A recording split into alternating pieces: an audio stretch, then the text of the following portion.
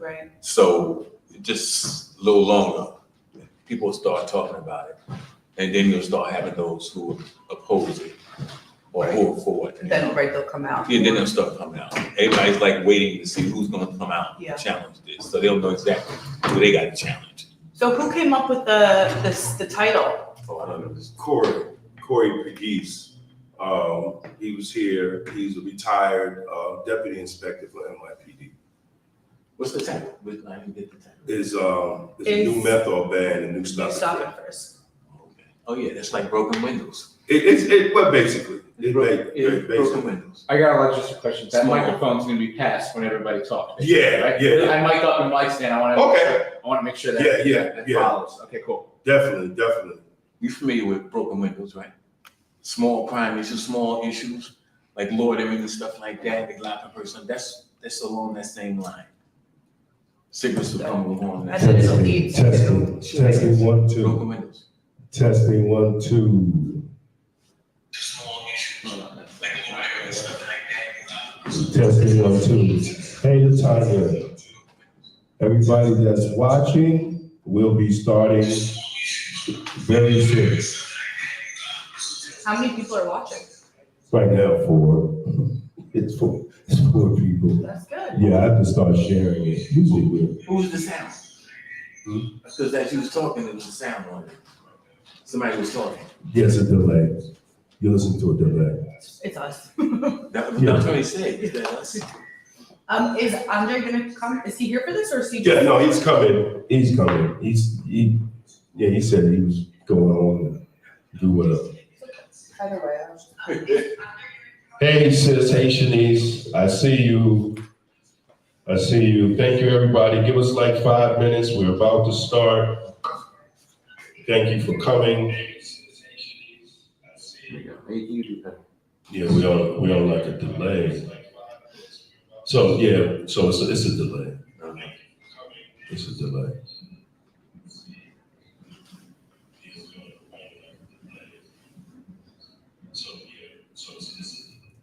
How you did your foot? This is the most embarrassing story in the entire You world. gotta start with bear. Just tell people I bear mean, attack, and then people. My problem is that I hate lying. So, but I need to come up with a better story. But essentially, I took off my shoes and sat on my bed, and they were right.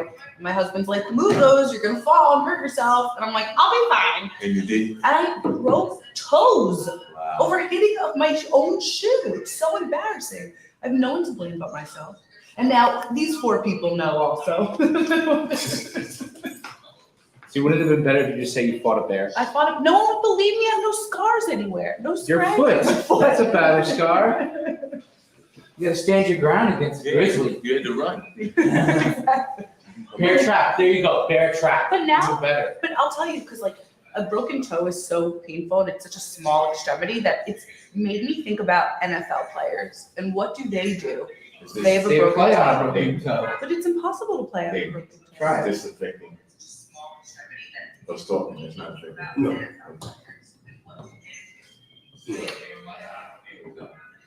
So make sure. I mean, the camera's might still on, but.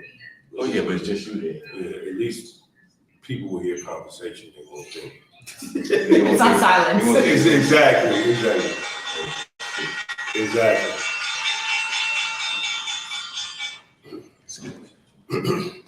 Hey. Hey. You there? I just want to say it wasn't much, but actually what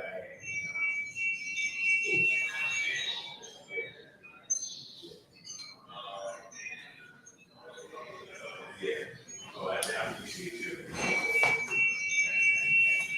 That's just me. I'm just a good people. I might not be able to do what I love to do, but I'm gonna do something. Okay. That's all. I just want to make sure you got it.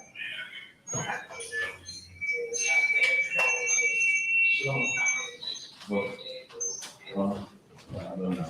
It's seen, just usually 6 months seen tomorrow. Yeah, this is. I'm gonna help it out. I think she told him already. Are they coming up? You still there? Yeah, Okay, that's just so she. You don't remember, I used to communicate with him when I was incarcerated. Who? Jesus. Oh, word? Hey, Jesus. You don't remember, no. This is in the, wow, early ages, man. Late 70s, early 80s. Yeah. And he had aged a little bit too.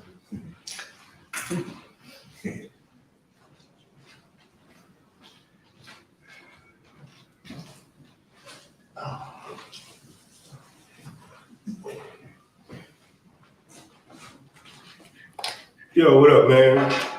What's up? Everybody still downstairs? The elevator's slow. Oh, I forgot. Yeah. How did you get the elevator to work? I forgot the elevator is so slow. It's okay. Better than the steps. How we doing? I'm excellent. How are you? All right, yeah. Good to see you. Yeah, great to see you. I brought the man Hey, out. Yeah. my sister. Hi, Melanie, I'm next to How you doing? Good. Everything's like I keep changing. Ty left, Lisa left. All my people that I Oh, knew. yeah, we're like a rotating. Okay, all my people I was good and knew. We already live. What's your name? We already live. Emily. How you doing? Yeah. AJ. How you doing? I'm well. I'm gonna have to move that to the side if we have people in the front. Move what? Oh, you want to sit in the back? Okay, she said she'll sit in the back. Hey there. I'll just move this chair, I'm just gonna move this chair so nobody. So you? You want to keep this spot clear. Yeah, so you got. Yes, so we'll just. I don't want to say that if you're gonna be, a big head, that's all I see. I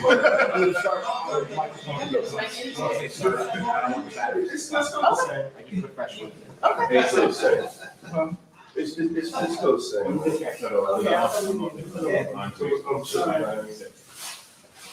No problem, thank you. What? AJ, you just want to sit and monitor the thing? Hello, how are you? No, okay. Yeah, because it's live. Okay, so I'm not- Nah, don't worry about it. Dang, did you share that with us yet? It's on my page. You follow my page? Hello. Huh? What? I have someone ready, thank you. But, you know, we open it. Yeah.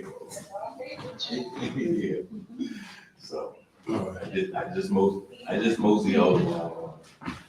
And if you want to talk to him, just talk to him. Say what. In the comments. Yeah, in the comments section. Okay. I can zoom in on the speakers. I can zoom in on the speakers. Oh, I made it. Well, don't worry about it. Nah, don't worry about it because then you start to mess with this. Yeah. Then you gonna have to turn it. That's too much. We got the. You can send it to Chuck now. I'm on David's page. I sent it to Chuck. You send it to them? They say just bring a flyer, with them as an event. Let them know what the event is. Have a flyer, bring it to them and then they'll work on it. They said we could do it in advance. I want to do it for 15th. Meaning I want to get it when I get it.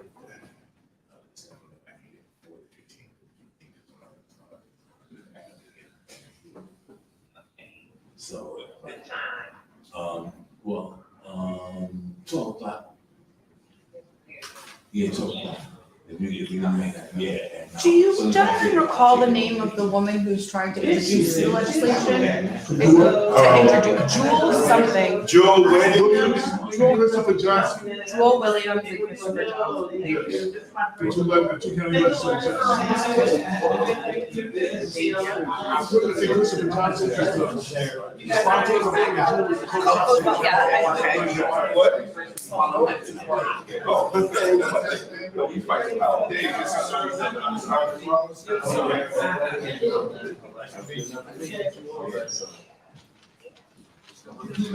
How you doing? David Jones? This is birthday. Okay, good. How you doing? Exactly. How you doing? Nice to meet you. Have a seat. Okay.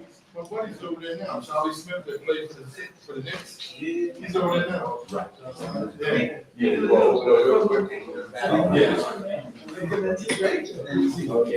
Excellent. All right, okay. Just in my shot, too. Yeah, probably people are in the. You good, you good. Want to- Good? Okay. Yeah, we need another chair. That should be Thank good. you, Damon. You need some more chairs? That'll be good. Back, yeah.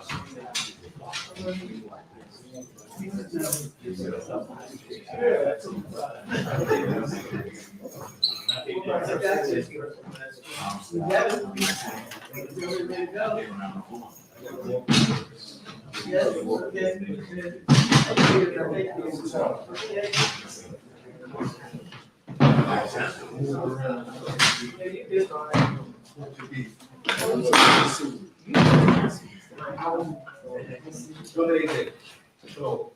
Oh, my brother, how you doing? How you doing, sir? It's just first time I meet you. Sheila. Hey, Sheila, how are you? I'm good, yes, pleasure. Yes, Damon, you're running the show, what do you want Dr. Yeah, just, all the panelists, please sit up here. Okay. Dr. All Penn, right, Phillips, go. we have one mic, so we're gonna have to share the mic. That's good. Just waiting for Andre to come and do the welcome. Okay, This is great, his house. okay. Excellent.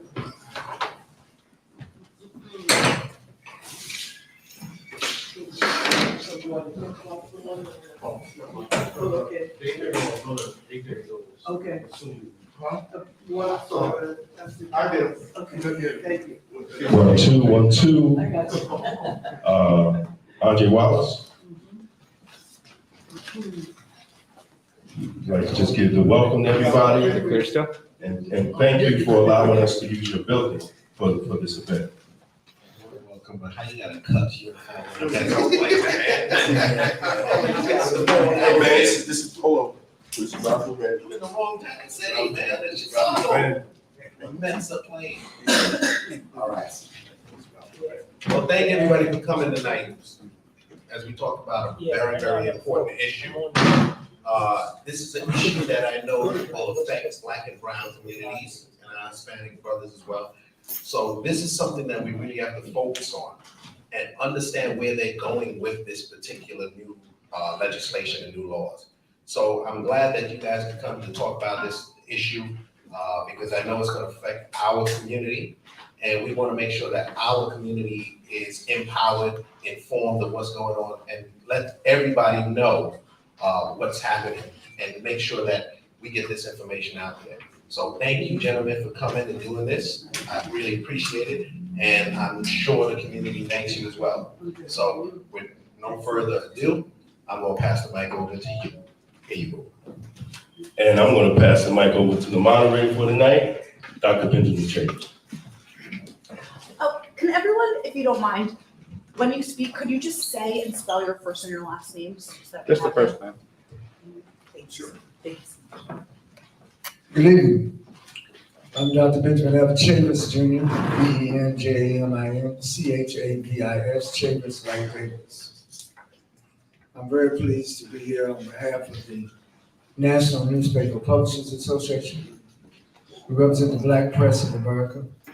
There are 235 African-American owned newspapers and media companies across the United States.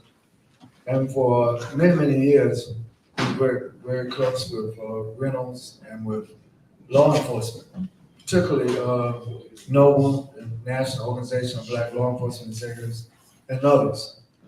I'm a former New York City resident, used to live in Harlem. I'm always glad to be up here in Westchester and Mount Vernon. And thank you for inviting us. We have a great panel discussion that we're going to have tonight. What I'm going to do is just make a few introductory statements and I'm going to get to the panel. Across our nation today, there are public policymakers that sometimes engage in making public policy without adequate notification or consent or involvement or engagement by the very communities that the public policy is directed toward. Such is the case in New York State now, where there are various legislators, and sometimes in some city councils, or sometimes some county commissioners, who have introduced various proposals, some of them in committees, some of them never made out of committees. But the reason why we're here up in Westchester is this is a preventative gathering before it happens. We want to let the community know that if you attempt to ban menthol, it's just going to set up a situation where Black and brown communities in particular, those who smoke, who prefer to smoke menthol, are going to be disproportionately impacted by these proposed bans. At the federal level, FDA, but also at the state level, and at the county level, and at the municipal level. And that's why we're here tonight, to discuss the specifics. I'm always glad to be surrounded by brothers and sisters who know something about law enforcement.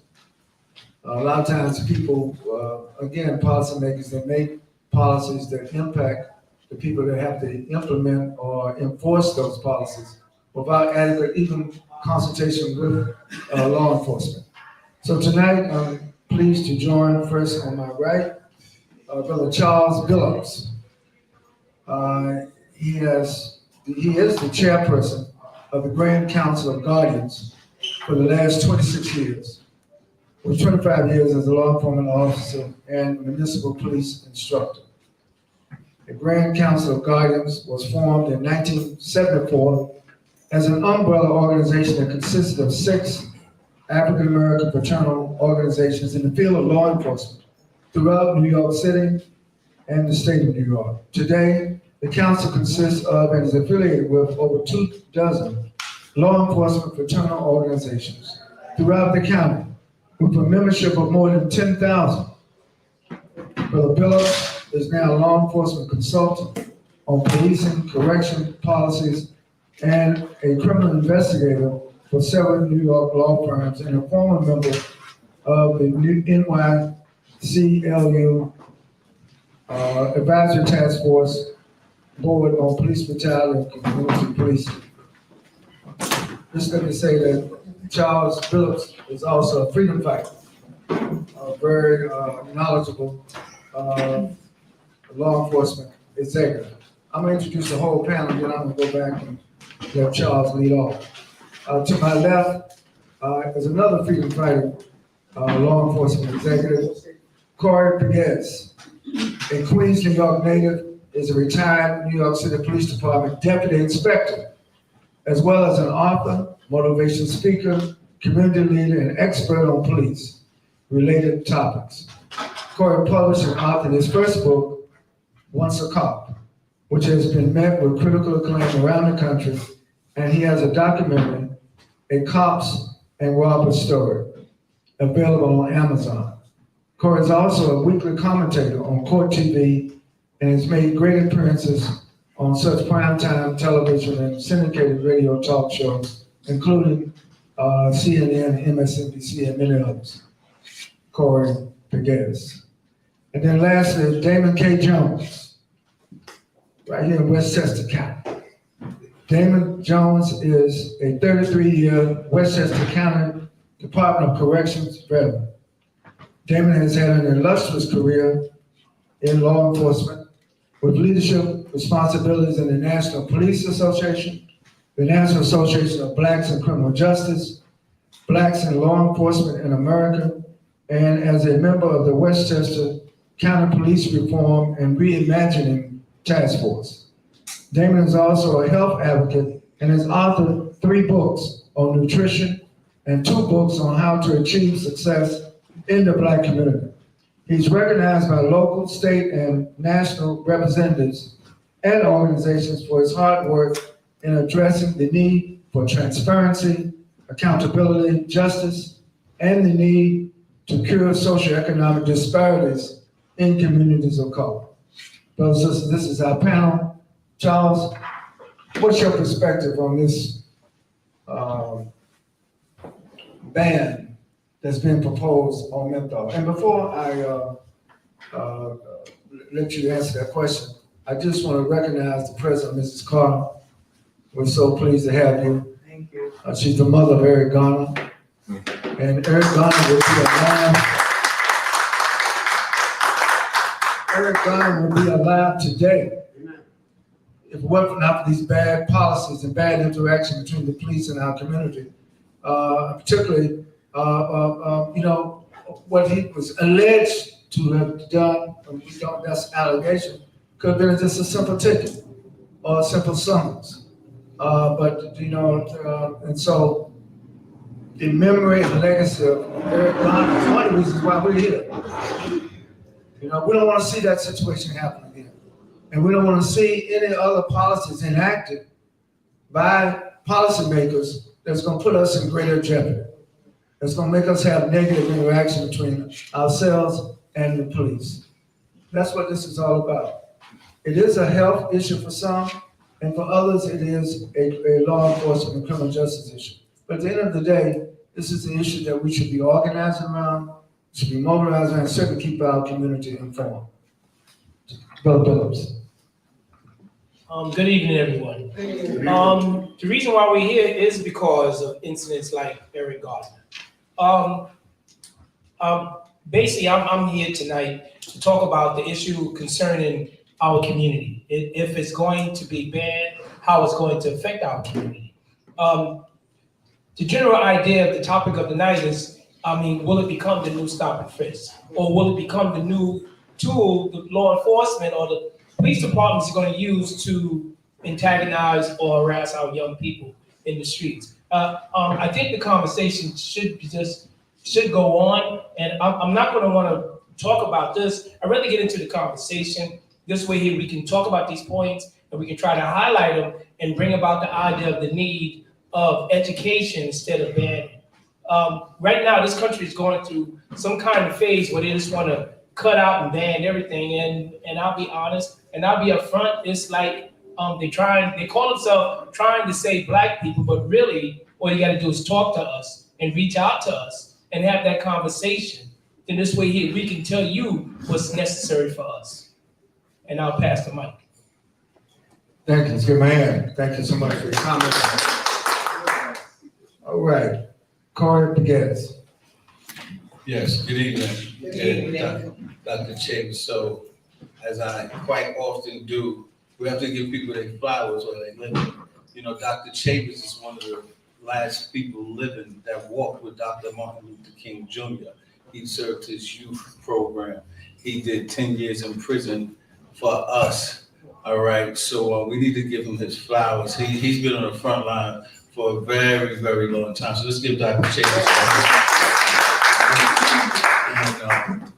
I'm here. I'm here speaking as a law enforcement expert, as an inspector, executive in the New York City Police Department over 21 years. I coined the phrase a long time ago. In Black and brown communities, the police hunt, and in white communities, they protect and serve. And I challenge anybody, any police community in the world, to challenge me on that, because the numbers just don't lie. I can tell I worked in white communities, Black communities, Asian communities, Spanish communities. It's two different directives. Our directive is go get them. There's no, second chance, write the summons. Everybody else is, all right, we give you a second chance. All right, don't do that again.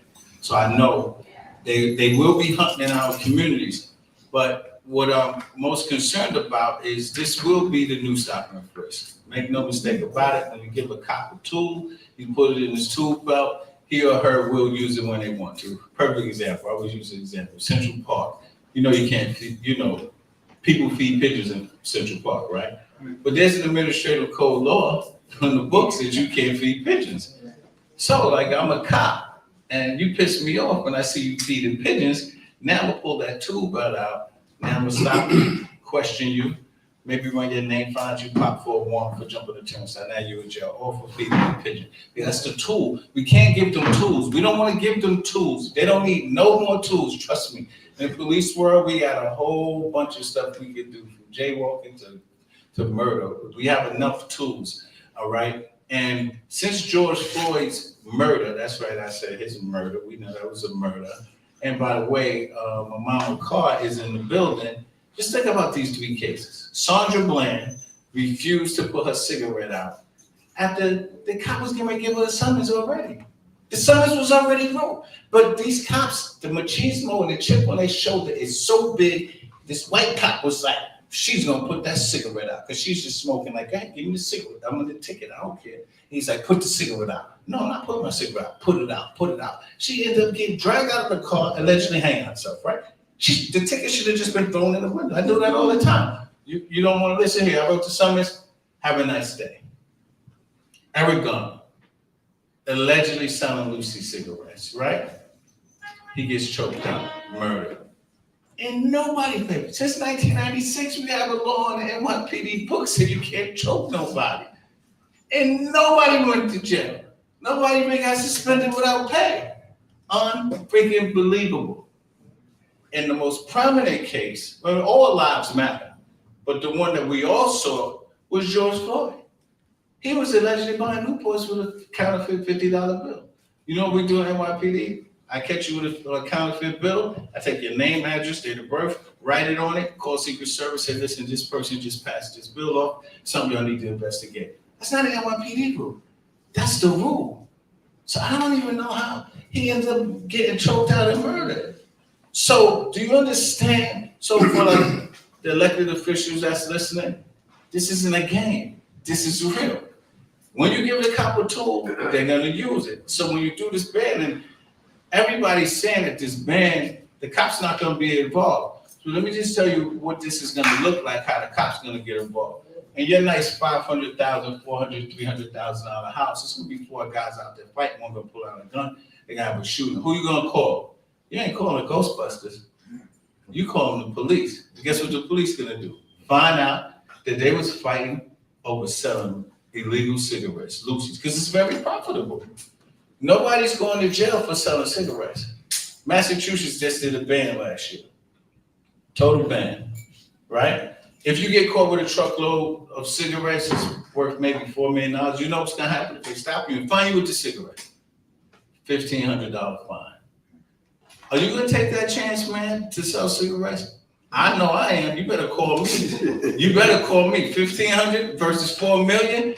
I'm taking the chance to sell cigarettes, right? It's never gonna be the cigarette. Eric Garner wasn't a cigarette. George Floyd, it's always gonna be refuse a lawful order to disperse. Eric Garner refused a lawful order to disperse. He said, yo, get out of here, get out of here. He refused a lawful order, congregating with 3 or more others. I already know the game. I've been there. I know the game. We can't give them tools, and I'll just shut it down there. We get questions later, but I want you to know this is a very serious topic. And since George Floyd, everybody talking about reimagine, restructure, realign police. Why would you pass something that's gonna have more engagement with the police and the Black and brown community? White communities don't have problems with the police. Asian communities don't have problems with the police. The Black and brown community, we have 400 years of problems with the police. It started with slave patrols. This is serious. Let's give Corey in. Thank you, Corey. Speaking truth to power. Damon Jones. Good evening, everybody. Good evening. It is an honor to sit here with my brothers from law enforcement and Dr. Ben to have a discussion on the menthol ban. Now, I do understand. I'm also a health and wellness coach. I get it.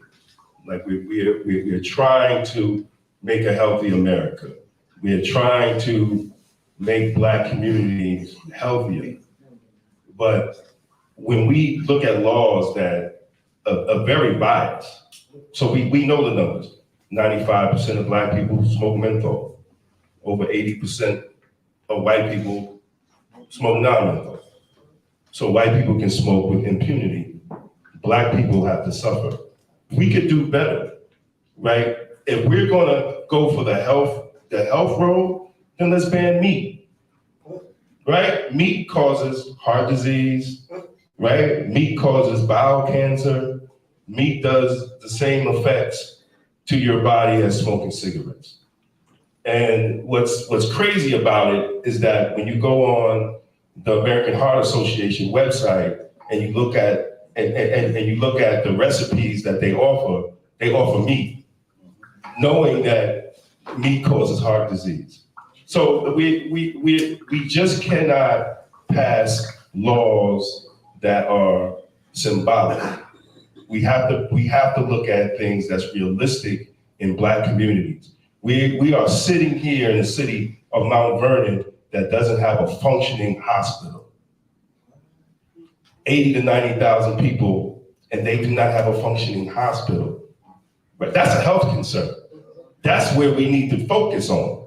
We need to put our efforts, city, county, and state, into making sure Black and brown people, poor people, can at least go to the hospital. These are things, look, my man Ken right there, he gives out fresh fruits and vegetables. Let's finance him. Let's take that $1.9 million and help him feed the Black community fresh fruits and vegetables, so they don't have to go to Mickey D's and get all this processed food that will give them heart disease, high blood pressure, right, diabetes, right? If we want to help the Black community in their health efforts to be healthy, there's a lot of things we could do instead of passing a law that's really going to punish Black people and cause a Black market, because now we got weed is legal now, right? So I work in a jail 33 years. So what's the next hustle? The next hustle is going to be menthol cigarettes.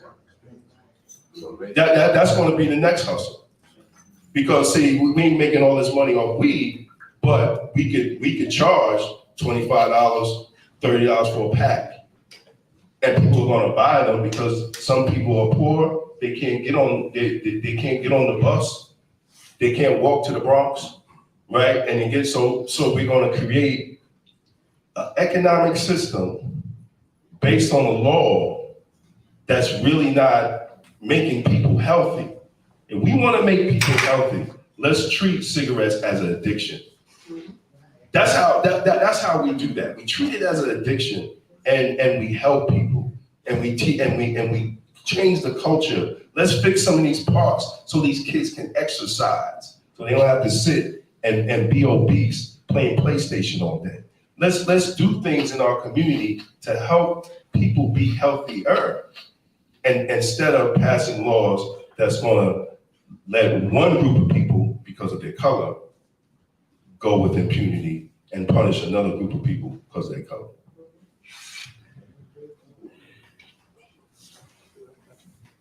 I'm also an ordained minister in the United Church of Christ. And sometimes things happen every day.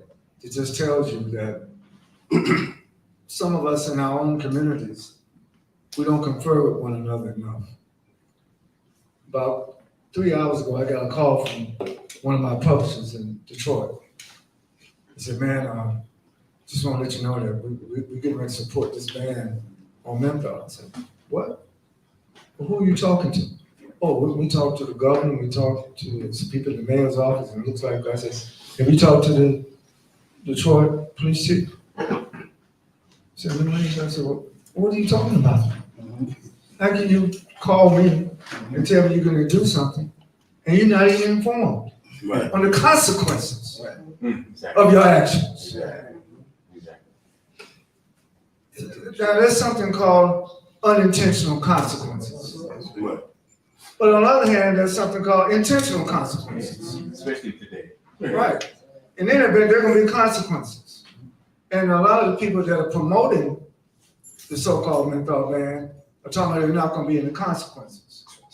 That's because they don't have a full understanding of the dynamics that take place in Black and brown communities across America. And New York sets trends for the rest of the nation. And that's why we're in Westchester this evening, because we want to inform the brothers and sisters who live here. We've been all over the state. We were at the Black and Puerto Rican Caucus up in Albany, had a great session. And even some state legislators came and said, well, wow, we didn't know. And I'm not pointing a finger at them, I understand, but that's our job to help them be better informed. And I'm so glad that so many of you took time out tonight. I know this is Friday night. Y'all could be doing a lot of other things, but you're here discussing a very, very important topic. And we're gonna open it up and see if any of you have any questions. Yes, I saw one hand go up. Let me get her hand was first, and I get you. This is for David, or really for anyone, but I'm just gonna ask you to sort of repeat yourself from what we were talking about before this started, and if you could elucidate how this bill would lead is the new stop and frisk, because you broke it down for me quite simply earlier, whoever was able to do that. Yeah, well, that's a great question. Why is it a new stop and frisk? Because it's going to be the new thing that the cops are going to use. You don't know the difference between the camera and the Newport, because the cops are gonna find out cigarettes are banned, menthol cigarettes are banned. So all they're gonna see is smoke. It's like when they pull you over before marijuana was legal, they smell marijuana in the car. There they go, like, oh, you smoking marijuana. We gotta do a stop, let's search the car, let's get the dog there. Same thing with the menthol. That's what's gonna happen. So the legislation says that it's just banning the sale and it's not gonna penalize anyone. You can still smoke your menthols, you can own the menthols, you just can't purchase them in Westchester County. But you guys were saying that's just the first step. So walk me through what happens after that. Yes, no, but that's true what they're saying. But what's gonna happen is the scenario I told you, the underground is going to explode. Absolutely. Right now, we're in New York State, 50% of cigarette sold is already illegal. You see the bust on TV, News 12, y'all covered up bodegas, they got illegal, they got buttons and all kind of stuff, popping up cigarettes. Exactly. And so New York State is losing like $1 billion in tax revenue already. It's happening. And you're never going to go to jail for the cigarette because it's not going to be a misdemeanor or a felony. It's never gonna be that. So they're gonna have to find something else to lock you up for. Just like Eric Garner, just like George Floyd, just like Sandra Bland. It's never gonna be the cigarette. So I don't want people to be bamboozled. Last point. I don't know if you get a chance to look at Crack on Netflix. I'm prominently featured in Crack. But forget about me. I don't want any legislator in Westchester County to be Charlie Rango, who said on crack, I should have never signed a 94 crime bill. But guess what? 3.5 million black and brown people was in jail, lives disrupted, and we're still dealing with it. So, what they did with the crack era, just threw all the black people in jail. Right now, we got an opioid issue that deal with white people. Guess what they doing? Treatment, counseling, education. Exactly. I'm not even mad at them. Exactly. I'm happy that they're doing. I'm happy they're not locking all these white kids up because they shouldn't. An addiction, you can't arrest your way out of an addiction. And menthol, if you don't know, it's not even an addiction. Guess what the addiction is? Nicotine. Exactly. Nicotine is in every cigarette. Exactly. Every single one. So this is the only reason that we on this panel got on this was if nicotine is the addiction, why are we not banning all cigarettes? Why are we just banning cigarettes that affect one segment of the community? When we already live in a low socioeconomic neighborhoods, when you talk, if I did a survey right now in this room, we want to stop something in the community. What's the top issues you want to deal with? One is going to be crime, right? Two is probably going to be diabetes. Three is get rid of these Chinese food stores, get rid of the liquor stores, which is the biggest illegal drug in America. And by the way, they say cancer with smoking is killing people. You're right. But guess what the age is? 69. But guess what the #1 killer of black males from 15 to 29 is? Homicide. You can't get to 69 without getting to 29. It's like, you can't bamboozle us. We got over 100 years of law enforcement experience here. So you can't bamboozle, you can't tell me nothing. You can tell me, you can trick me about some widgets, but you can't tell me about law enforcement. I know this code as well as the rest of the panel. And just this week, the President of the United States issued an executive order pardoning everyone in the United States who's ever been stopped by a federal agent for marijuana. So thousands of people, thank God, will have their records expunged, who should never have been arrested in the first place, who should never have been, and what they're probably gonna find out marijuana was just the threshold to get them to Exactly. charge with other things. Exactly. Because once you pull it over and they smell the marijuana, they're gonna search your car, they're gonna find something else to charge you with.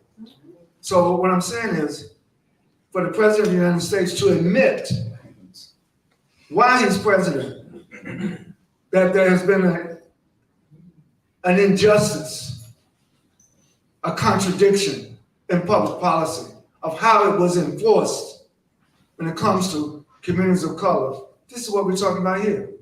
We're trying to prevent this from happening. I think we should learn from history, not repeat history. Exactly. And guess who was the sponsor of the 94 crime bill? The President of the United States States. of America. Clinton Joe and Biden. Biden. Exactly. So do you mind if I just ask a quick follow-up, just to clarify? I really don't want to take up anyone else's time, but are you saying that, that the police will approach you because of the smell of the menthol and then use it? Just the cigarette. Just for the cigarette, and then use that for what? If right now. Precursor stop. To investigate. Cops, Take the mic. yeah, precursor stop, right? Just like cops.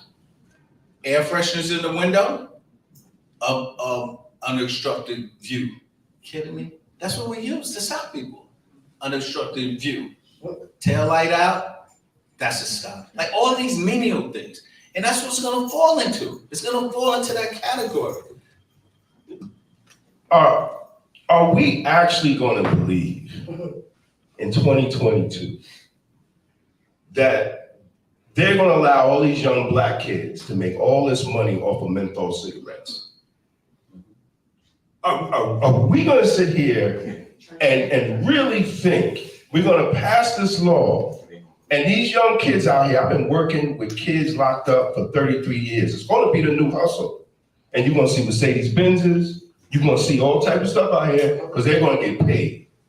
They are getting paid. So are we gonna actually sit here and think that they're gonna allow all these little young black kids to make all this damn money tax-free and they ain't gonna change the law? We are fooling ourselves. We are definitely fooling ourselves right here. But what we're also looking at the same disparity as the crack cocaine, powder cocaine, right? Because it was a disparity. Black people smoke crack cocaine.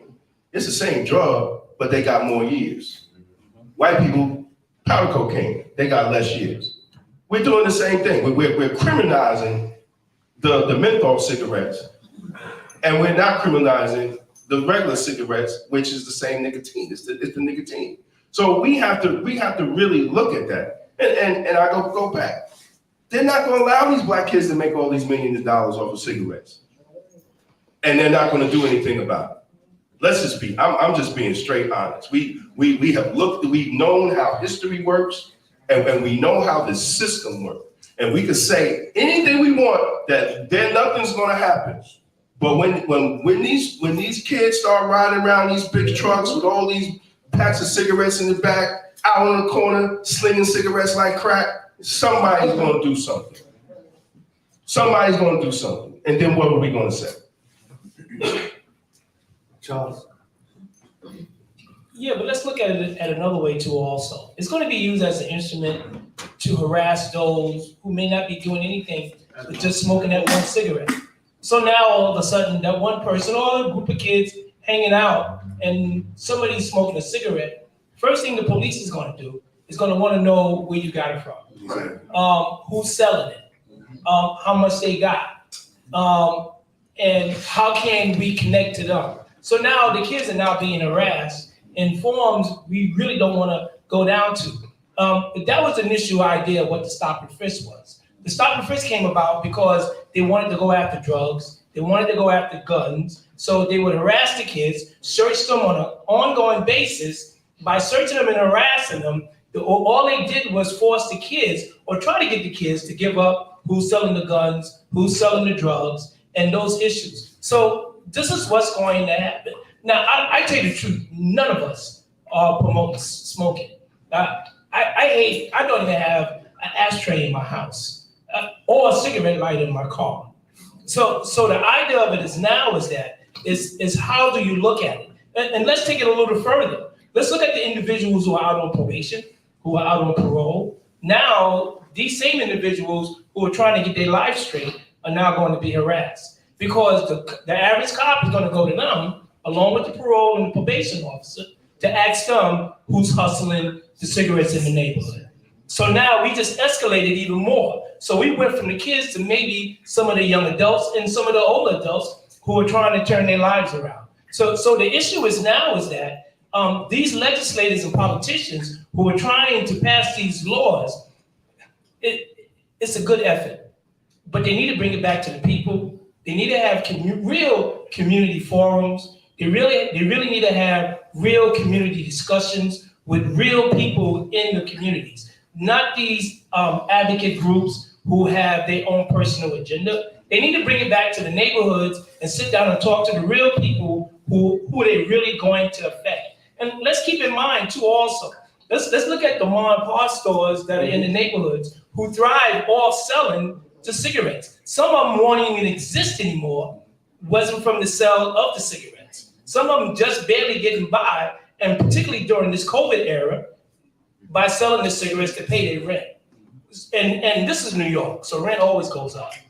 So the thing is now is that it should be a conversation about bringing this back to the table. And it's amazing how these politicians and legislators talk about how they want to save everyone, but we elected you, but yet still though you telling us what we're going to do, instead of coming back to us and have real conversations. This is what it's all leading to.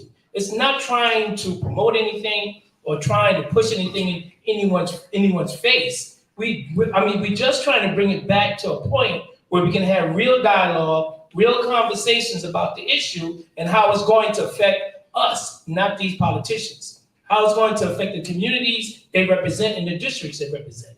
That's the key part to all of this. Yes, we have a policy assistant in the back. Hi, my name is Damaris Monet. I have a question. So I happen to be a Newport smoker. I've been smoking since I was 15 years old. I'm 53. So I do have a question, one of a couple things. So if I now have to buy my cigarettes in the Bronx, am I gonna get busted for going over county lines with Yes, an it's illegal possible, yes. substance? Right, so that's possible. Do you know it's illegal to transport a large amount of cigarettes across state lines? Right, so my question is, so if I was a heroin addict, I would get help, right? Yes. And then when I smoked pot as a teenager and was worried that I was gonna be targeted, now I don't have to worry about that. But now I have to worry about the fact that I may be in the car or holding my Newports in my hand in Westchester County, and now I have to worry about that? Yes. Yes, it's like, it's funny. It's like I always say, I got a 22-year-old son. He smoked more weed than everybody in this room combined. But they made it legal. So you're telling me my 22-year-old could smoke.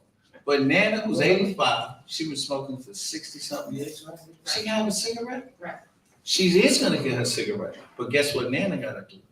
Midnight, Nana gotta put that robe on and walk down the block and go to a dark alley to meet one of the drug dealers. They're not drug dealers, they're Newport dealers. And Nana might get robbed. Or say the nephew. Exactly. So this is what we're talking about. Let me give you super facts. For the last 30 years, smoking cessation has gone down. 63%. It's gone down. Better than that. Y'all remember Billy D. Williams, Joe Cool Campbell, the Jazz Cool Fest? Since 1998, the master agreement with the tobacco companies, they can't advertise. There's no more advertising with the tobacco company. The only way they can advertise is point of sale, which is in the store, which is, they are selling stuff. So you go in the store, you'll see the Newport sign. That's it. No more Joe Cool, LeBron James, Steph Curry, none of them, Michael Jordan. You'll never see them doing it because the tobacco companies cannot do it. They spend less than 2% of their money on advertisement. This is a real serious issue, and like Charles eloquently put it, it should be, for me, I think it should be a referendum. If they're gonna do anything, put it on the ballot and let the citizens decide. And even then, I mean, that's still a personal decision that we all make. I mean, I'm old enough to know that. Bingo. You're 21 or older, you should be able, we can't have the federal government, the government just local and cities telling us everything. Cigarettes been illegal over 100 years. So if you 21 years old or older and you watching that commercial and the lady going, she can't, right? If you watching that commercial, if you watch that commercial and you decide that you want to smoke cigarettes, that's on you. You understand? But that's a part of, remember the last 30 years, that's education. The treatment counseling. They put, the money is already out there. That war on drugs, how about, can you imagine if we closed our eyes and took the billions and billions of dollars that we've spent on the war on drugs and we put it to counseling, treatment, and education, Doc, which you've been fighting for forever? We got a lot of hands, that's great. And brother in the back, and then the sister in the red. Delta. Mine is it's a question and an opinion. It's like, this is the trick bag. You know, why don't we get it? Why are we still participating? By the way, at the Belly, to my heart age since I was 16 years old. Anyway, why are we still participating in voting when we getting screwed every time? Every time they come put on their, you know, koofies and everything, they come in, they press the HUD for votes, and then after they get in, we're forgotten about. And then I look at Rosa Parks, right? You look at that and say, why haven't we, you know, it's hurt them financially. One thing they care about most is money and keeping the male black man down. That's really it.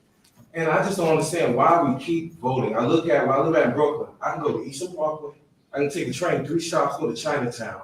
I can go to Brighton Beach. And I see those communities without the voting crap and all that. They let their economics and their unity. You understand what I'm saying? We have no unity, no everything like everybody's talking about. So it's always gonna be something. But if we keep hurting ourselves and keep participating in voting, and our politicians, they're not doing nothing. Nothing has changed. My grandmother's dead, like I always say. She's 90. She could have watched the same things from 1905 and turned on the TV here in the 90s or 2000, and still black men getting killed and this, that, and that, and all this. They try to destroy us from every way. And this is the last thing. I know we don't like Clarence Thomas too much, but in this book, he said something that was real interesting. It was like, he's like, you don't want us to go back to the physical part of, you know, Jim Crow and all that stuff when they started up Black Wall Street, but we were better together. We should get that mentality. So understand what I'm saying? Let's support business. Let's support everything black. But, you know, we participate in this white man thing too much. And this is the last one. We have penetrated them more than any enemy in the world. We're in their police, their jails, their banks, their this, their that. You let that be the Palestinians, and this place won't be no more the way we, you know, where we live. Why can't we just get some heart, man? I know I'm saying a lot, but like, I'll touch on this. Back in the mid to late 2000s, in New York City was a big push to more or less get rid of soda because of the sugar count and the sugar calories and everything else.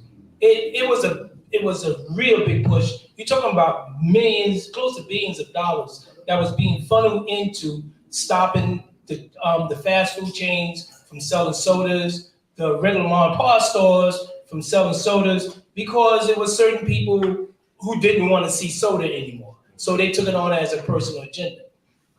It went on and it went on. And then eventually it fell because the people said you was crazy. You can't tell me what to drink. But it came back in the idea of a conversation. All right, fine. We can't stop you from drinking soda, but we can talk about the calorie counts. Now they show on the menus and things like that. That's cool. But it came back to the table where we was able to talk about it and talk about the need and the necessities of how it was going to be about. Now, I was part of the lawsuit in New York City when they sued for the stop and frisk. And the moment it went to court, we filed our amicable briefs and everything along with it. And it came back to us in the idea of a discussion about how is it really effective.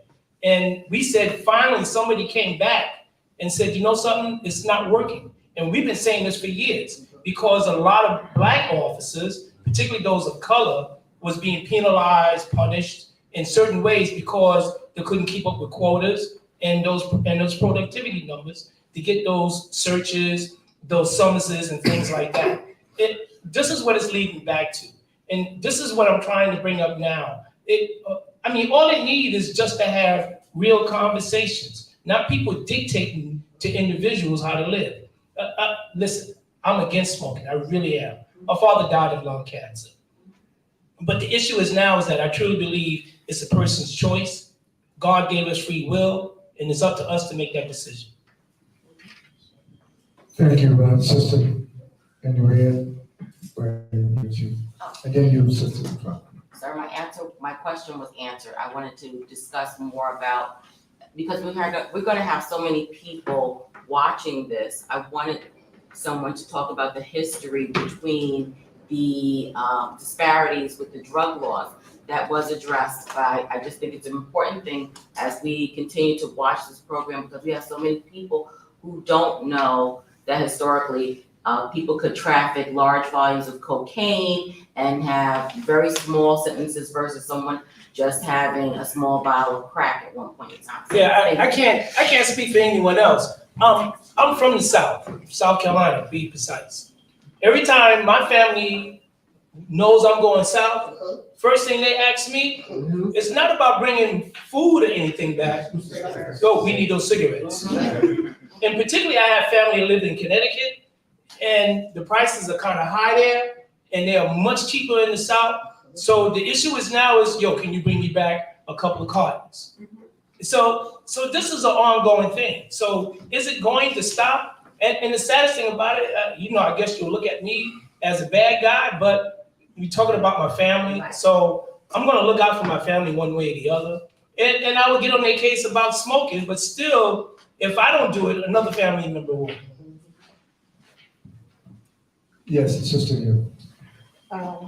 Good afternoon, everybody. I'm Westchester County Legislator Jewel Williams Johnson, and I appreciate you holding this forum.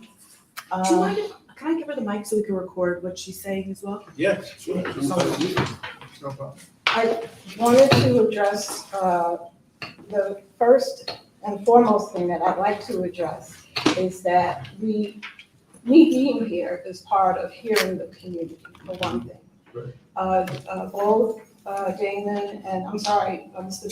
Charles attended our health committee meetings, which are held weekly, sometimes twice a week. I have the record for holding the most health committee meetings amongst any committee on the Board of Legislators this year. And they're all open to the public.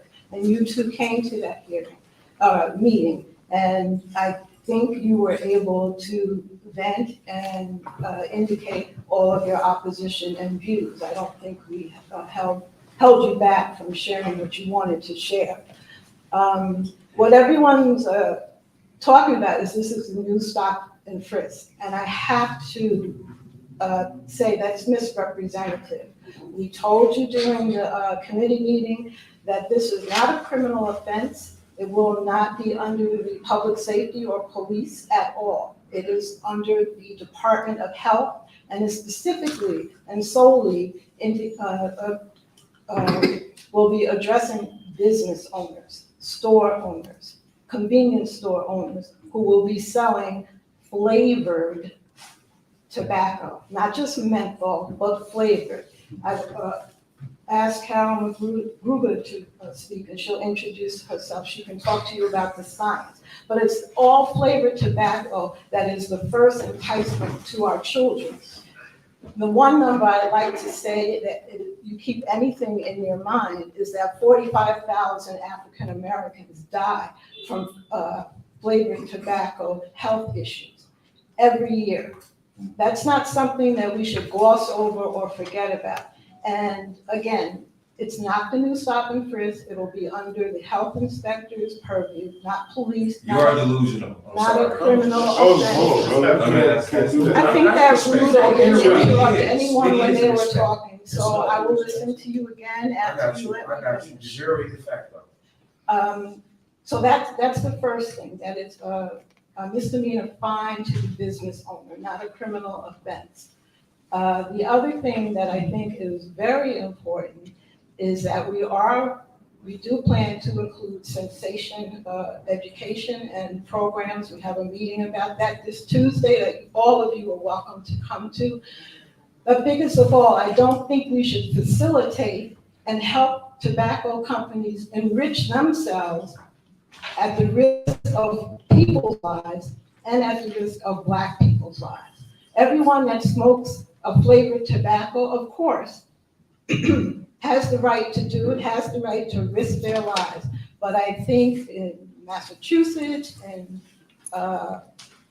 dozens of counties in California that have had this ban, in Minnesota, and I think Montana, Massachusetts, I said, it's just starting. One of the things that the lobbyists from the convenience stores pointed out, and we did research on, is that they themselves issued their own memo speaking of how they have to adapt to the trend, where they can't be dependent on cigarette sales and gasoline sales in the future, because it's going to fade away. We're turning from gasoline to electric powered cars, and we know that flavored tobacco has additives, cancer causing additives, not like weed, and not like tobacco, not like unflavored tobacco.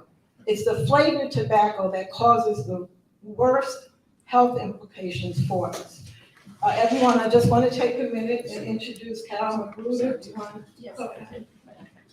Good evening, everybody. Hi, I'm Carol Magruder, and I'm one of the co-chairs of the African American Tobacco Control Leadership Council, and we are leading the national fight to get mentholated tobacco products out of the Black community. And I want to say something, I want to acknowledge something, because in this room tonight, there's an invisible wolf, and that wolf is the tobacco industry cartel, who are sponsoring many of these conversations that we need to have. It's very important, but they don't need to be in the room with us, because they have perniciously and racistly targeted our community. They have seeded these products so that people, when they're 15 years old, think they're making a choice of free will, giving these products away to children as young as 9 years old, like Marie Evans in Boston, a woman who's dead, who would be alive, who would be my age if she were alive. So we're at the head of this fight. I just want to say that I started off with Marlboros and eventually moved to Newports, but I get what you're saying. Yes. Either way, point Yes. is an addiction. And so there isn't advertising, but there are all the stores in our neighborhoods that are the vector of this disease. And so addiction is a communicable disease. It spreads in communities by the creation of social norms.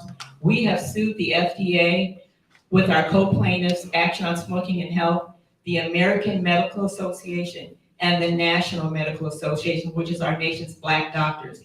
The FDA is in the rulemaking process to stop making these products, so there would be nothing to smuggle, because they would not be making them anymore. The European Union has banned them, Canada has banned them. There was never a conversation about what Black people wanted or preferred, because those places did not endure the racist, pernicious targeting that we have been enduring while we've been fighting for our civil rights, fighting for our liberty. The tobacco industry is there paying people off, buying our media, Ebony and Jet, the Cool Jazz Festival. Now, you can't say that. Norm. You can't say that. So that's what people need to know. And I'm here to answer. Our website is savingblacklives.org. We work to save the 45,000 Black people who die every year directly. 1 million Black people in the past 20 years. NAACP, Delta Sigma Theta, Sorority Incorporated, the National Medical Association, they all want these products off the market. We are fighting for cessation. We are fighting for services for our people. It's not about one law. A law's not magic. We're still fighting for our voting rights. So it's not magic, but it's about the whole public health community coming to support our people, saying you can get off of these addictive products. And so when you say, on one hand, the person is going to get up and go out in the middle of the night to get these things because they're addicted. And we have to stop the next generation of our children from becoming addicted to these products. Excuse me, I would like to ask a question regarding this. I'm not familiar with your, with this legislative process. But Can you, we don't want to lose control of things, so if you want, everybody should be recognized. I recognize the sister who was the health official from the county. Yeah. Then she passed the mic, so I appreciate it. And I'm sure when you have a hearing sister, you don't lose control of your hearing, right? Right. Don't talk to the sister to put it in. All right, so with all due respect, let's keep the sister who's purporting in favor of the ban, she has a right to speak, that's fine. But I want to make sure we don't lose order here, all right? So sister, if you want to ask a question, ask for the mic and I'll give you the mic, sir. Okay, I'm finished. And then when you finish, you can pass the mic back up. Of course. Good evening. My name is Shez Darden, and I don't want to lose the trajectory of this conversation. I just want to make a simple comment with regards to what was stated. I'm not familiar with the legislative organization. However, I just want to say that with the veracity of which these two women spoke, I hope that they would do the same when it comes to healthy eating and healthy lifestyle. I haven't seen that. And we do. Well, yeah, I just wanted, I was the executive at NYPD, I'm a numbers man. That's how I kept my job. So you said how many people died with flavored cigarettes a year? 45. Well, the CDC, you could Google yourself. You know how many people died from gunshot wounds? Did you look at that? Or you just focus on cigarettes? Homicides for black people. Nah. For black 47,000. The latest records. Black people. The latest records. The latest records. I'm asking again. Yeah, we're not gonna go back and We're forth. not a debate. No. No. Did I know? And I do know. He asked me a question. But I want you to show some respect. Because you came down to Washington DC last week, did the same thing. No, I'm gonna check you. I'm gonna check you. I'm the moderator. I'm gonna check you. I'm asking you, no, you don't, sister, be respectful. When you spoke, did we interrupt you? We didn't say a word. Did we interrupt you? He asked me a question. So I'm asking you to be respectful. He asked me, did I know? And I did. I'm asking you to be respectful. I am respecting you, Dr. Chad. Because see, this is our problem, going back to what the young brothers said. We lose respect for one I another. am respecting you. We can disagree. We can disagree, but not being disagreeable. I am respecting you. You're not being respectful. I am. All right, but the whole. Can you let me make this point? I am. Then I'll Let me just recognize make everybody. my point. But look, we're gonna have an orderly, I'm so glad we're in Westchester. That's a diversion, man. Because Westchester, We need a diversion. Westchester is emblematic of the rest of New York. And particularly in the black and brown community. While we may have these public forums, if we don't take time to listen to one another in a brotherly and a sisterly way, we're never gonna make it. And so I'll call for order. I'm gonna recognize all the hands in here, that everybody get their chance, but everybody should be respectful. And I'm asking, when somebody is speaking, please do not interrupt. Show respect. Yeah, so just a couple of points I wanted to hit on. So there's as many people dying from gunshots. You talk about it's not gonna be the new stop and frisk. We know, we're not gonna be bamboozled on that. I think we explained clearly how it's going to be the new stop and frisk in America. Let's just be clear. We love opposition, is fine. I have no problem with opposition. It's like my kids, it's three sides, right, wrong, and the truth. So it's all right. You can come here and say whatever you want. But our position tonight is just to clearly state that as law enforcement experts for over 100 years, working with white cops, if you want to do the numbers in policing, it's overwhelmingly white male dominated. All right? And generations of traditions passed down. I'm telling you that. I'm first generation police. First generation. So I didn't have an uncle or grandfather telling me, but I did. But I did have a white partner. I did have a white partner that would come to work and tell me while we was out on patrol. My grandfather said, "Do this." I was like, "Grandfather, that was 1950. It's 1992. We don't do that no more." So let's just be clear. There is definitely some unintended consequences. And Councilwoman Johnson, so that people know, every single bill there's unintended consequences, am I right? Every bill, every single bill. That's why the politicians debate it. There's unintended consequences for every single bill. But I'm telling you, a menthol ban in the black and brown community, the unintended consequences is gonna be brothers and sisters going to jail for nonsense. And they're never gonna get locked up for the cigarette, ever. Let me just say something, Doc, please. Yes, and then I'll take a closing.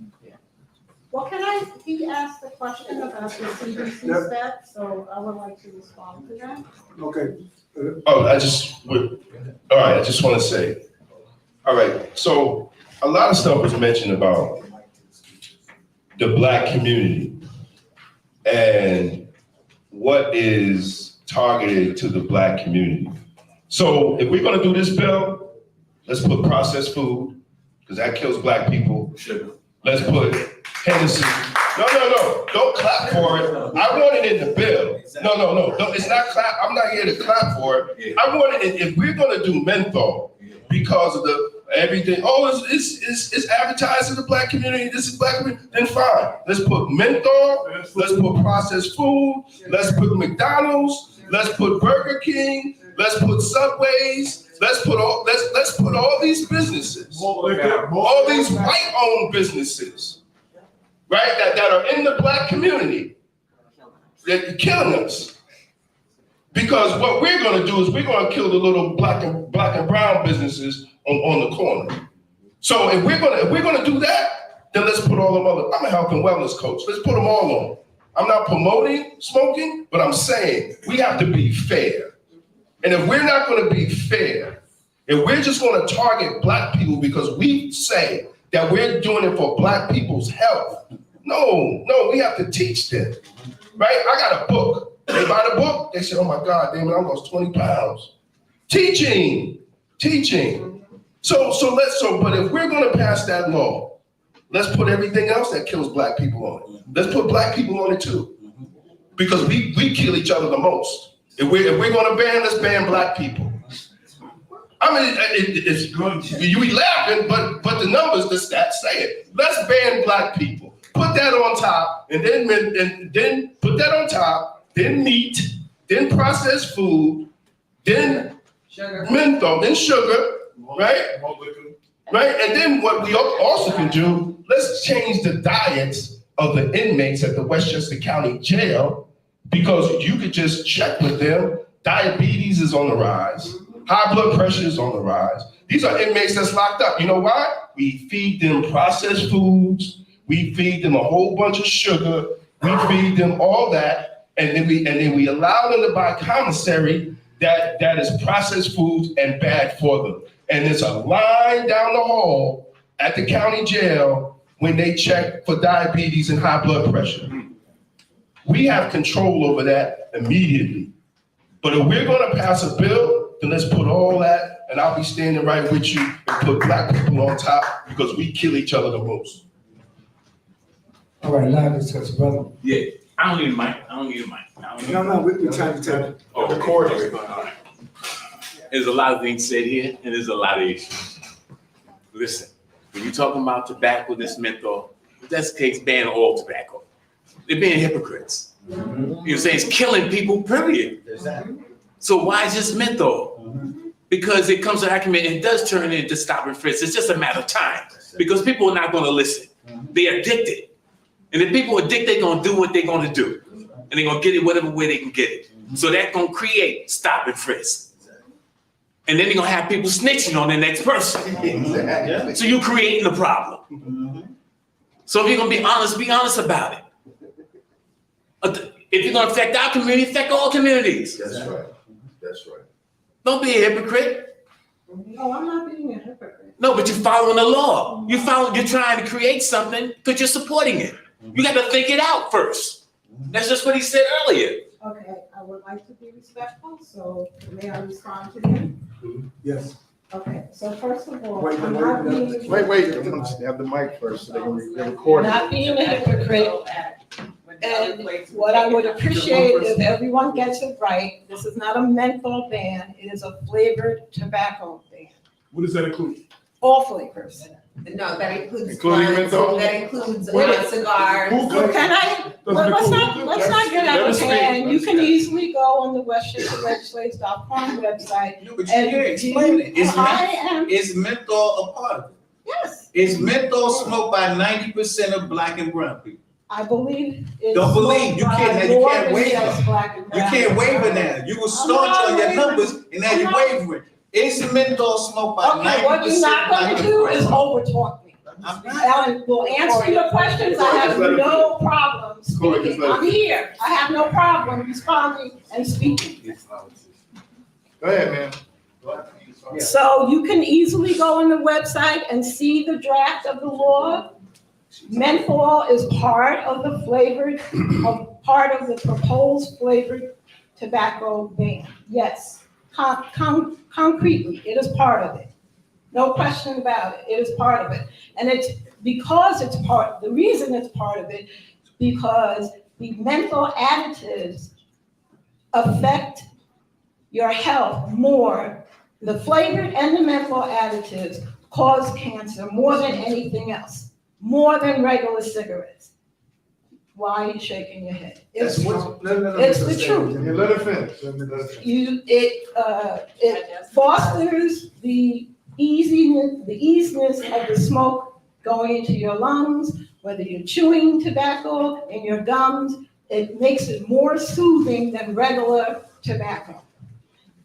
You asked me about CDC and guns. I'm very concerned about that. That's why I was the sponsor on the gun warning, the gun shop warning signage. It's not a one. It's not a one-stop priority. The health committee covers many, many topics. So just to be clear, this proposal is not an addition to the criminal law. Again, it's flavored tobacco.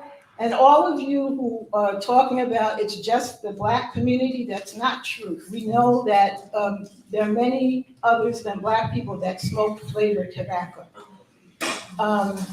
And you can't get away from the fact that the additives for the flavor increase cancer in our bodies, whether you're Black or white. The other thing that I would like Dr. Chavez to acknowledge is, Chavis, I'm so sorry, forgive me. I'd like you to acknowledge if you disclose how, any lobbying fees you're getting from tobacco companies to promote these types of forums or not. Sure, no, we don't get into lobbying fees. Dave. Thank you for the clarification. Just tell them I should have. Well, we got a lot of sophisticated statements, and we don't want to get into a debate. I would just say, Sister, with all due respect, you need to check out your science and your statistics. My undergraduate degree is in chemistry. What you said that the additive menthol flavor increases cancer, that is not true. That is not scientifically true. So just check it out. Because if you're going to promote this, I want to make sure that you have all of the facts. We have, in response to that, we have checked it out. Anyone can go onto the website. We've had long discussion with doctors about that fact. Okay, I'm not talking about. And it's part of the minutes and it's part of the agenda. You can easily see that. You want people to go to the website. I'm saying that your statement that the menthol additive increases cancer in African Americans and other people who call that, as well as other people, is not accurate. That's all I'm saying. That is not accurate. I would just. That is not scientifically true. Okay, just for the record. Now, let's. For the record, I would dispute that. Oh, that's fine. That's fine. Yes. It's just one, I'm just gonna make another point because I see that back and forth also. But I also listen to the things where they say 4 out of 5 dentists only approve, so I wouldn't know who the other one is that disagrees, okay? But what I wanted to say is that she's one county legislator. There are other additional county legislators here. Why can't we find out what their views is on this particular topic by asking them those questions and where they stand on those things as well? Can I respond to that? And It's no more than what I said earlier, and I thank you for allowing me to be part of that Zoom meeting that day, or whatever kind of meeting it was. But, and I brought it out there about the idea, and I said it there earlier, about the idea of discussion. I understand you have certain information on your website, people can go to it, but my question would be to you is, why aren't it being more publicized to invite people from the community to be part of these so-called open health meetings for people to come in? I guarantee you, I would probably say the majority of the individuals in here, and most likely 7 out of 10, never know anything about this. Not until probably tonight. And I guarantee you, the people in this county, I would probably say the same number. 7 out of 10 probably ain't got a clue about anything that's going on until it happened. So my question is why isn't it being more publicized about the ban, or the reason why reason why the legislators want the ban, and why aren't there open meetings where people can literally come in and see it and hear what goes on? All of the Westchester County Board committee meetings are open. It's always been that way, except. Yeah, but nobody knows. I don't know if I agree with you or not, but anyone here that didn't know, please know and understand that the committee meetings and the Board of Legislators bi-monthly meetings are open to the public and have always been so. During the pandemic, it was virtual, but since the governor's executive order, anyone is free to come to any of the committee meetings at any time. Next one for help is Tuesday at 1 p.m. Good evening, everyone. My name is Christopher Johnson. I am the majority leader of the Westchester County Board of Legislators. I represent District 16, which is wholly located within the city of Yonkers, with a few other legislators, including David Tubiolo, that represents part of Yonkers and part of Mount Vernon. So let me just go backwards. I agree with you that the information of the work that we do on a regular basis, right, is not greatly known by the public. There are a multitude of reasons for that, and I want to give a shout out to AJ for the work that you do as Black media. But media coverage is one, right? We can only do but so much, right? We all push on our social medias. We have a communications department that asks people to show up, that asks the media to share information. We have word of mouth, so on and so forth. But people do have lives, and to know what's going on the federal level, the state level, the county level, the city level, in your local school district, that's asking a lot of people, and that's why we have representative government. But this is also why we have representative government, which is a whole conversation that I can get into, but I won't. I fully agree with, I want to apologize for my timing because I missed a lot of the conversation, but I did hear when you guys came to the committee meeting, at least some of that. But I fully agree with the Health Committee Chairwoman, Legislator Julie Johnson. I do want to add to the fact that when we talk about the choices that people make, and people should have freedom of choice, that I 100% agree with that. However, when you are addicted to something, you're not making a choice anymore, right? You are addicted, like you are literally going out of your way to do something, and in this case, do something that's going to kill you, right? So when we talk about, at one of the health committee meetings, a scholar, scientist, I'm not sure what the gentleman's work was leading up to that point, but he talked about how specifically in menthol, that Black people, because of the melanin in our skins, it absorbs the chemicals differently. And listen.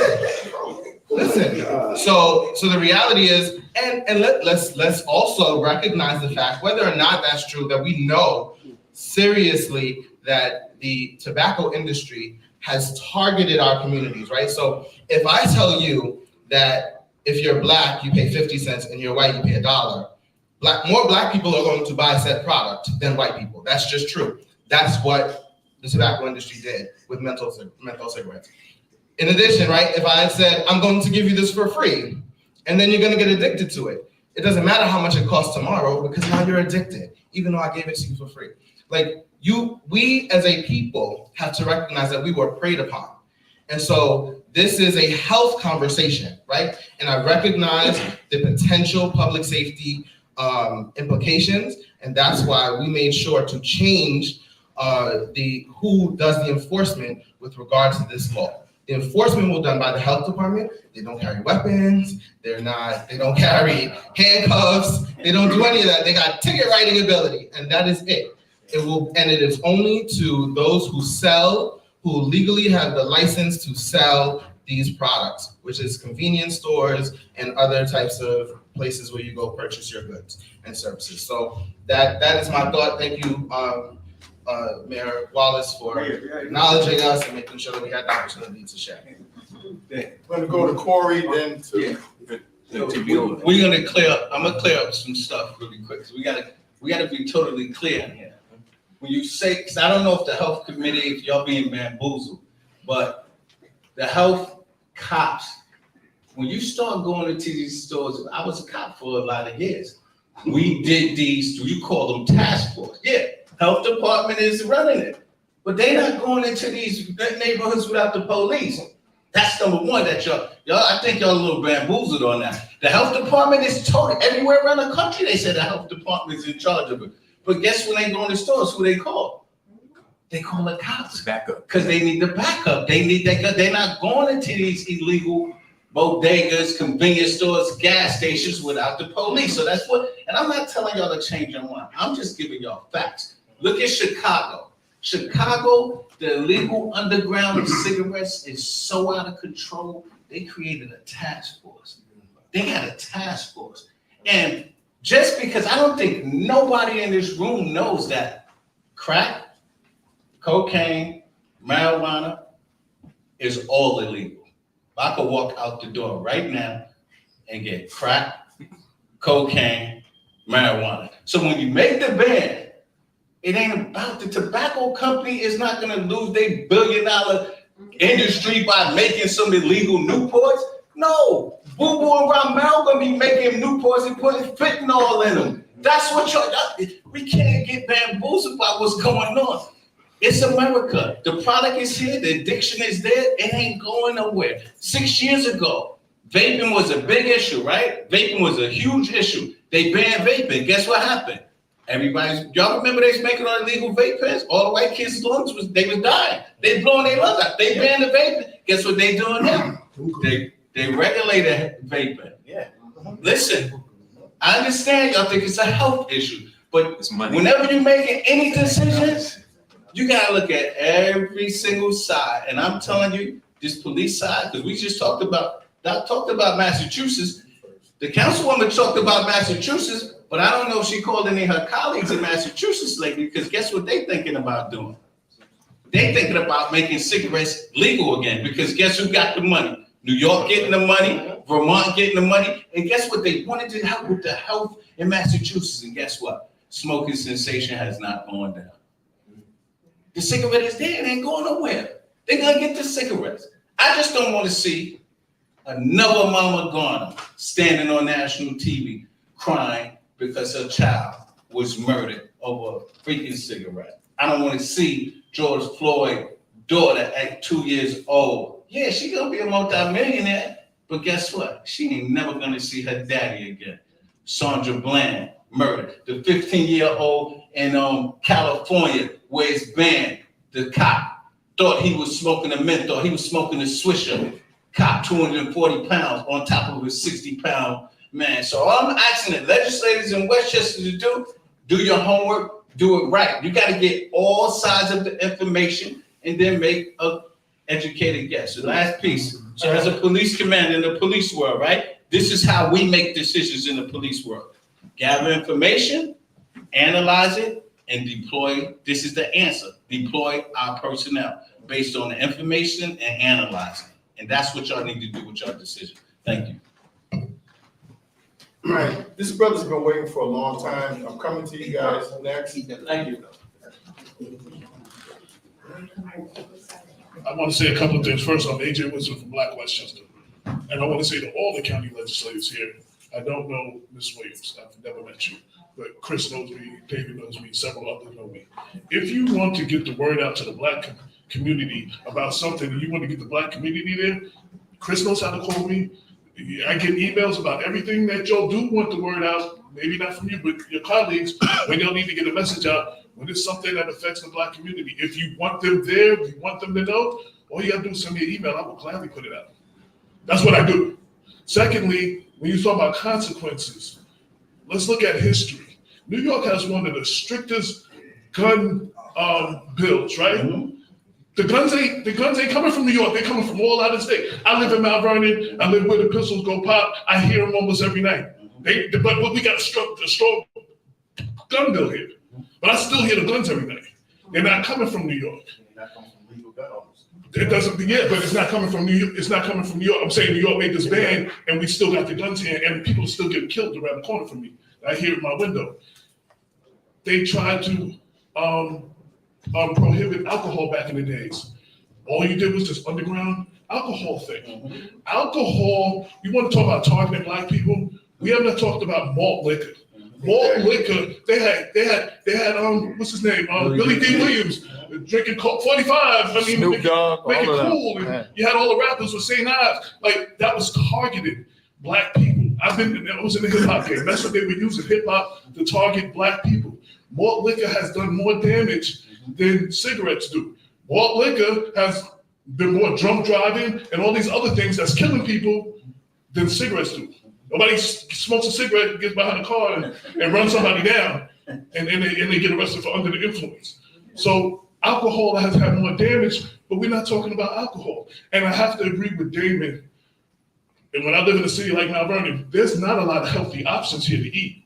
Why aren't we talking about that? And as a member of the Save and Transform Mount Vernon Hospital, why are we not fighting for, why am I hearing the county talk about fighting for this hospital? Well, we have more diabetes here, we have more health issues here, we have more trauma here, but we have no hospital that can cater to all of that. Where's the county? That's what we need your help. Where's the county, the state, the federal, all of y'all? We need help with that. That's a real issue. Where people have to you got a heart attack, you got to go to Jacoby, and minutes matter. You're going to Jacoby or wherever. Trauma. We got a hospital right there, but we don't have the services in there because nobody's making Montefiore do what they're supposed to do. Montefiore tells y'all one thing, they get all this money, they send it to New Rochelle and to the Bronx. Nobody's fighting for this hospital. That's a health issue. That's right. That's impacting black and brown people specifically in this city. There's a lot of other things that we can be talking about. And let me just say, and as a smoker, I will say, I wasn't influenced by any of them commercials you're talking about. When I watched TV, and I'm a little older, it was white people I seen smoking cigarettes. CMC, Mike, all the cool detectives, they were all white. Chef wasn't smoking no cigarettes. You know what I'm saying? Jim Kelly and Jim Brown wasn't smoking no cigarettes. It was all white people. That's who I seen smoking cigarettes. So none of that stuff made me smoke. And made a lot of people I know smoke. So I think we need to gather information, and we need to bring it to the community, and we need to have these conversations. And statistically, smoking has gone down in the black community. And it's because of education, because it is a health issue, and y'all have turned it into a criminal justice issue. If I'm on the corner smoking a cigarette, I could be smoking a Marlboro, but from a distance, the filter of a Marlboro looks like the filter of a Newport. If I have a cop, and we have cops like that here, who are just gonna pull me over for no reason and want to stop me, they want to stop where am I smoking, where I get it from. If it's illegal to sell it, then how's it not illegal to have it? I mean, seriously, that's what I don't understand. If it's illegal to sell, how is it not illegal for me to have it? So that's what. But it can't be two things at once. You can't illegal tell me it's illegal to sell it, and then I'm walking with it and I have it. How is it not illegal for me not to have it in Westchester County if we can't buy it here? So I have a lot more to say, but there's other people want to talk. Your car can drive 120 miles per hour. Your car can move 120 miles per hour. It's illegal to go 60. Okay, we got some. Hey. To be over. Hi everyone, I know it's getting a little late, I'll be quick. I'm David Trujillo, proudly representing Mount Vernon and Yonkers. I just want to say something real quick. I appreciate this panel. I appreciate the discussion. I appreciate the community. And, you know, before I go into the legislation, I just want to say thank you to my colleagues, Chris and Jewel, because was probably the proudest thing I was proud of. And before I go into legislation, I just want to say something very special for Mount Vernon, was actually Memorial Field, which they helped myself and Tyree push. We did it as a team. And that was the biggest thing we probably did. I love Mount Vernon. We love Mount Vernon. We love you. And that was the proudest thing I probably did so far in my career. Now, just a little fun fact. That was 2 weeks ago, a week ago. Chris, you won that game, by the way? You're from Yonkers. Why would you do that? I'm a Mount Vernon guy. Mount Vernon won. Anyway, now back to legislation. I'm here to listen to you. And I appreciate this conversation. I appreciate you. I'm happy to be here. And this is a very important issue to all of us. I appreciate the experience. I appreciate the stories and the personal experiences that everyone's had and everyone's unique point of view. So right now, I'm just listening. I'm happy to be here. And if you have any questions, you can reach out to me. I can give you my personal information, my cell phone, my email. You can hit me up on Instagram, Facebook. I'm always going to make myself as accessible as possible to you. And I really appreciate this conversation. And I just want to say thank you, and we're listening, okay? Thank you so much, everyone. So you're undecided at this point? At this point, I'm listening, and I appreciate it.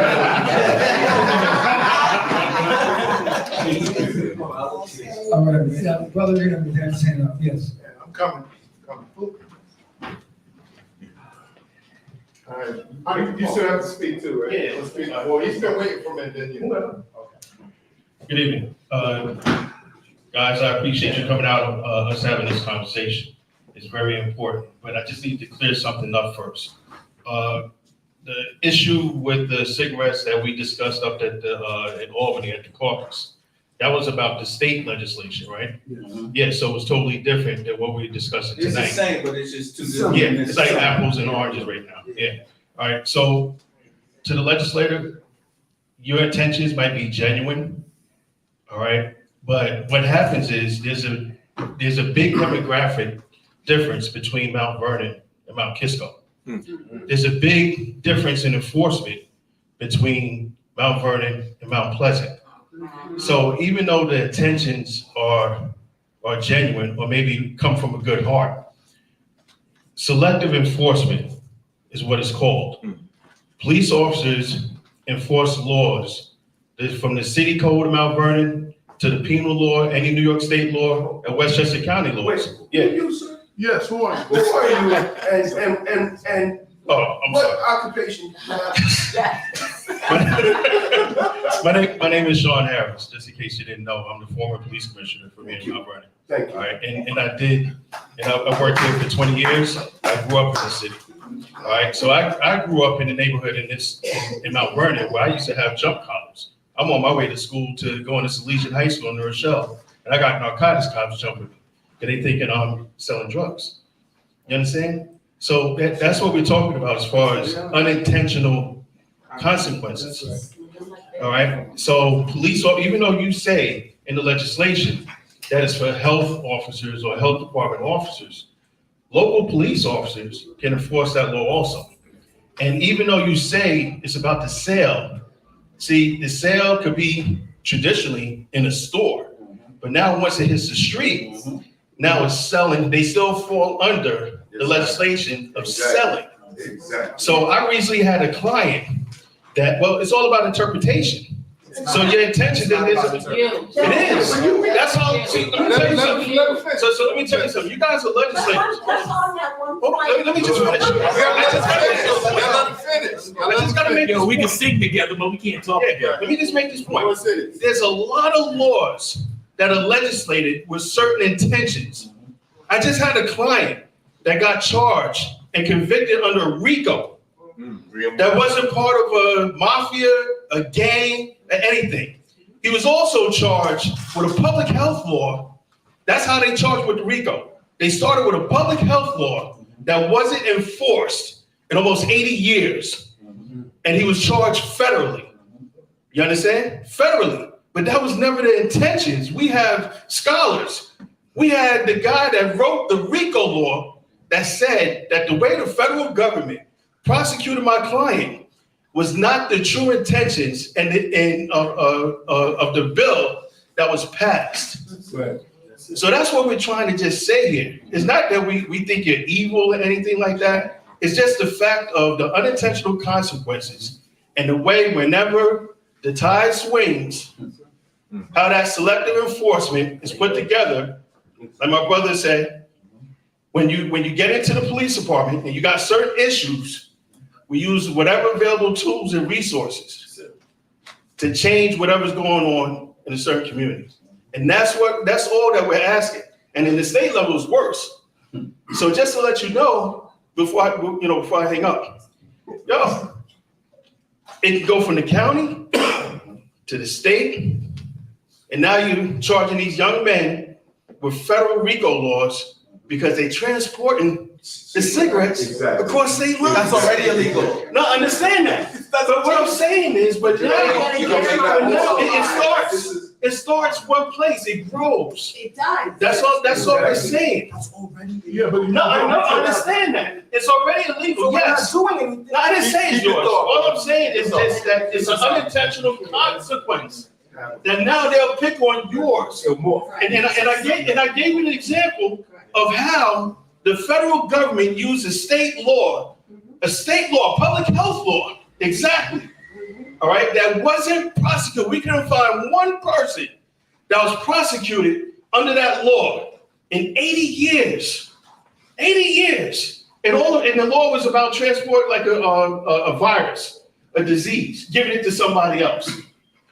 And because my client had a STD and he gave it to a woman, transported her across state lines. And he went to jail. Yeah. On RICO charges. On RICO charges. Federal charges. Federal RICO charges and got sentenced to 30 years. 3 or more people. That's not the intention. That's not the intent. Right. So we should. That's what we're talking about. We're talking about Bad prosecutors and bad cops. Come on, bro. It's not crazy. Okay, look, you know, brothers and sisters, and I think all of you are my brothers and sisters. We don't need to shout. Yeah. It is emotional. And we're not here to judge somebody. We're not here to certainly prosecute you. And we're not here to prevent your side of this issue. I do just want us to hopefully conclude. We must learn from our history as a people. Whether it's a public health law, or a criminal law, an environmental law, whatever kind of law it is, whatever kind of regulation it is. When it comes to black and brown, there are always unintended consequences. And you may say, well, that wasn't our intent. That's the definition of unintended consequences. That's the definition. And all we want, dear sister, as you promote this, is to understand the potential for the unintended consequences. Even though you said in the bill, this is health, and the enforcement of it is only supposed to be done by, as you said, these health officers, right? Okay. That's your intention in the bill. And what we're saying, from our experience in law enforcement, from our experience in civil rights, there are unintended consequences that happen negatively against black and brown communities. And we don't want to see Westchester do something that's going to further harm your community. If it's a health issue, I'm glad somebody's working on health in this community. We need help. But I'm just saying that whatever is finally done, I don't want to come back up here with Mrs. Garner because some person, this is Eric Garner's mother, she's here. Because what happened, her son gets choked to death. Now, was that intended by the people who passed the law in New York? No. Her son is dead today because of unintended consequences. Race and class. By well-thinking, well-motivated people. So I just, as we prepare to conclude this panel, and I'm glad everybody's here, you know, I would encourage to get further study for more than one type of person, because some of the research that has been cited here, I think can be challenged for its accuracy. And there are all kinds of scholars. And unfortunately, scholarship is not all sometimes based on contemporary research. Sometimes it's based on something that happened before. So whoever's advising you in terms of your scholarly, your science, I would just ask you, please double check it. Because the thing is, to be very honest, I think every life is precious. Every life is precious, no matter what age. And I think that elected officials, as well as people who are not elected officials, we need to find ways to work together to improve the overall quality of life of our communities. And without falling out with each other, or out, you know, getting in combat with each other. You know. That's a disease too. Well, I know, but sometimes we've been socialized to be negative toward one another, rather than to listen and to try to say, oh, wow, I didn't think about that. Maybe I can go back and just double check. I just think that this is so important. I want to thank the mayor, former mayor, for all of what you do in this building. I want to thank everybody for this panel. I think we've had a very informed discussion, and it will continue. I think that when they have the next health committee hearings, I hope more people in Mount Vernon will go out, particularly who live here, who will be impacted by it, and we're going to continue. We're not just doing this in Mount Vernon, we're doing this all over the state of New York, because every life, particularly if you're from one of our communities of color, is precious. Thank you for coming, and God bless you. Thank you.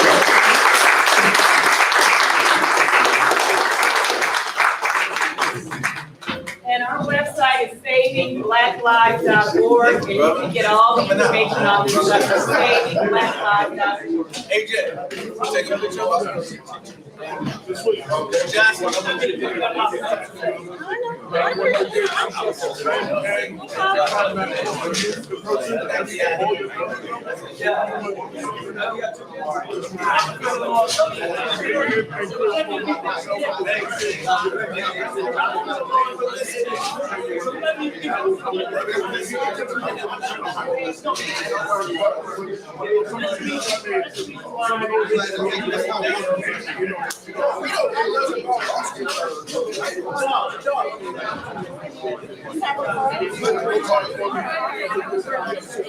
Chris, can you give my sister my contact information? Yes, sir. Okay,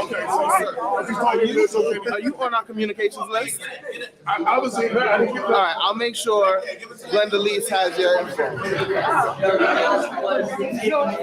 I seen somebody on the panel.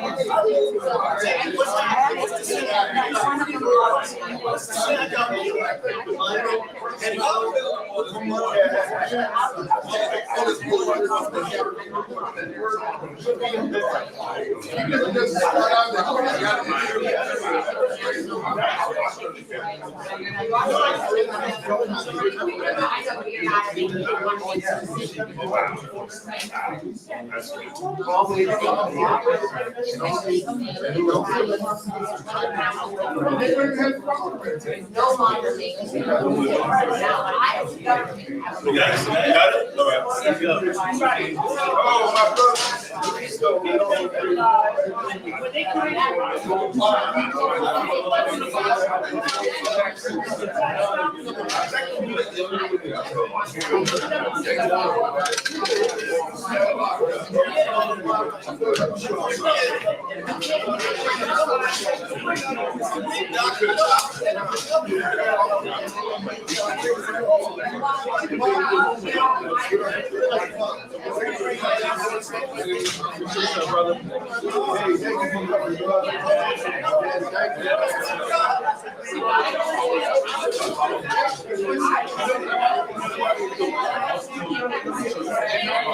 Brother.